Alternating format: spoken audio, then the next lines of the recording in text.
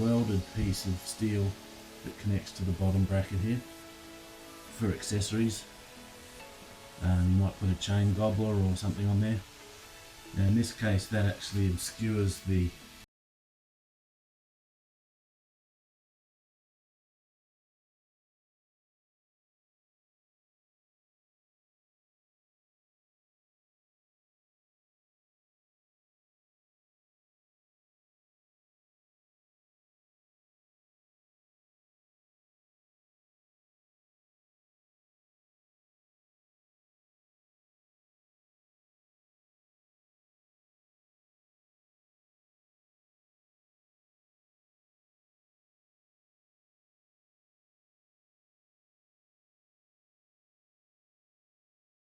slide the tube support out, and the fairing of course just velcros on to this curved bar.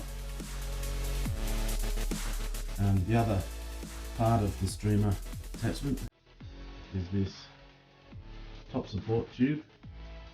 Has a sort of a friction nut here which enables this to slide up and down, which gives you your vertical adjustment of the tube.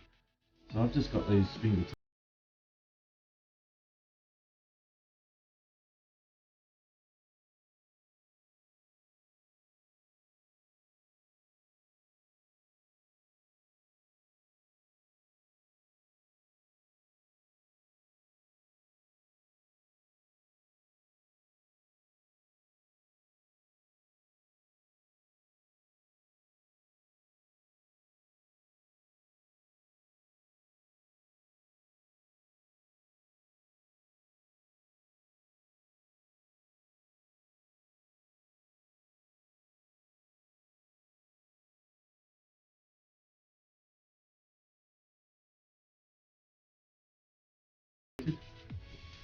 There's a friction nut here which you can turn, and it enables this tube to slide up and down, and the fairing tilts. It's a bit hard to do with one hand, but there you go. You can see that you have some adjustment to help you get in and out of the trike. And I found that these two curved pieces each had different length tubes. So I found by using the longer one in the bottom, I got better pedal clearance. I found with the other tube the other way round that the front of the fairing seemed a little close when the pedals rotated. So I have no idea if that's the manufacturer's intention to have them that way round, but I believe it would be, and that certainly suits this configuration here. So I'll have to nip up a few of the nuts, and then she's ready for a test. The Streamer Fairing is an HP Velotechnik product from Germany.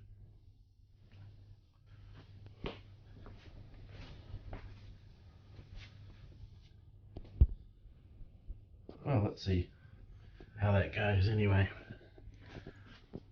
Take it for a run.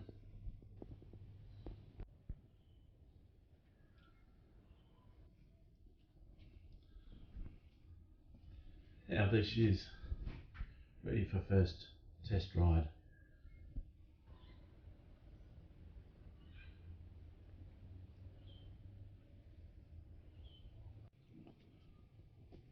Well, I just thought I'd finish off the video on the Streamer Fairing.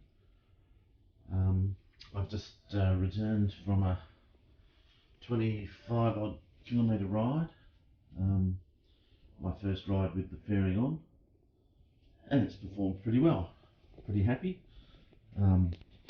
It's relatively easy to get in and out of using the friction nut here, and quite a cool day today.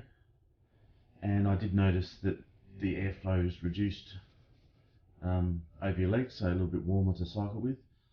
Apart from that, not a lot of noticeable difference really, having the fairing on or off. I think really, having looked at the research on the internet, the most aerodynamic improvement you might hope to get would be about perhaps 1 to 2 or 3 kilometers an hour, perhaps 1.5 miles per hour maximum, and that's probably at speeds around about 30 to 40 kilometers an hour. So fairly fast speeds, fairly small aerodynamic benefit. So I guess the reason for having a fairing would be warmth, perhaps a little rain protection, and probably aesthetics. I actually quite like the look of the fairing on the trike. I think it sort of turns the trike into a little vehicle, and it seems to just better proportion the trike. But that's obviously a matter of personal taste. Whether or not the aesthetics alone are enough to warrant buying one, or even keeping one on a trike, only time will tell. I guess folding the trike up becomes just there's a few extra steps. Seems quite easy to remove the tubes. I won't video that, but it's just the quick release at the bottom, slide them out, and the canopy just comes off on the Velcro, and you can roll it up if you wish, although it will get a memory if you leave it rolled up for a long period of time. Yeah, pretty good little thing. Frankly, probably too expensive for what it is. But then again, it's a German product, and certainly in Australia here, to get it over here we have to pay all the import duties and so on. So would I recommend it? If you like the look of the trike with it on, and you can afford to buy one, then yes. Is it a must-have? Probably not. The little strips here, incidentally, there's another one further down on the underside too. These are reflective, so they should stand out pretty well to oncoming vehicles at night time, although I haven't ridden at night with it yet. So 25 k's today, worked pretty well. I didn't get any noise, no rattles. It stood up to bumps.